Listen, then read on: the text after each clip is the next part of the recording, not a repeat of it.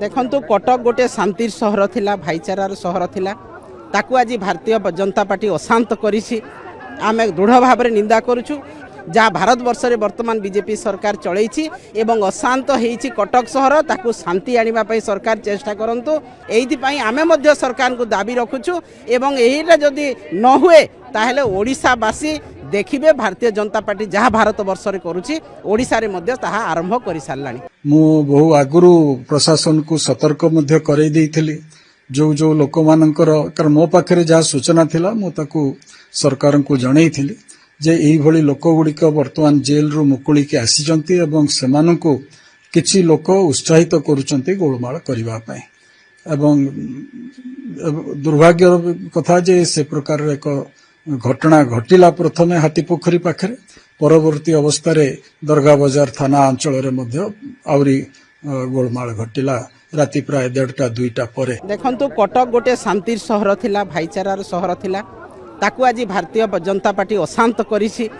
आमे दृढ़ भाव में निंदा करुछु जहाँ भारत वर्ष में वर्तमान बीजेपी सरकार चलैछि एवं अशांत होइछि कटक सहर ताकू शांति आनिबा पई सरकार चेष्टा करंतु। एइथि आमे मध्य सरकार को दाबी रखुछु एवं एहिटा जदि न हुए ताहेले ओडिशावासी देखिबे भारतीय जनता पार्टी जहाँ भारत वर्ष में करुछि ओडिशा रे मध्य ताहा आरंभ करि सारलानी। मु बहु आगुरु प्रशासन को सतर्क मध्य करई देइथिली जो जो लोक मानकर कारण मो पाखरे जहाँ सूचना थिला मु ताकू सरकार को जनईथिली जे एई भली लोक गुड़िक वर्तमान जेल रु मुकुली के आसीचंती एवं सेमानंकु किछि लोक उत्साहित करूचंती गोलमाल करिवा पई एवं दुर्भाग्य कथा जे से प्रकार एक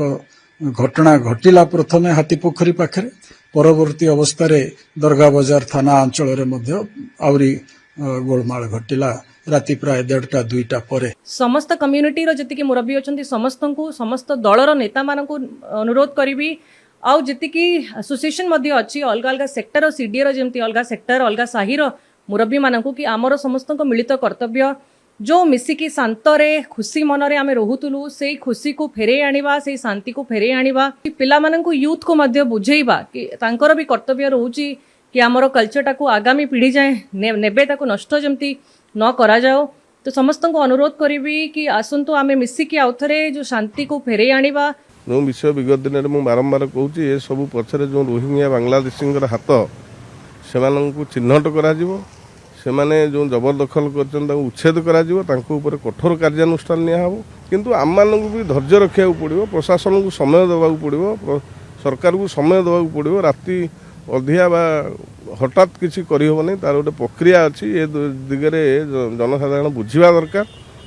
सरकार को समय देवा आमे जोश रे होश हरैया कथा नुह एमती प्रतिक्रिया करिया उचित नुह जे जनसाधारण साधारण लोकंर धन जीवन हानि हो।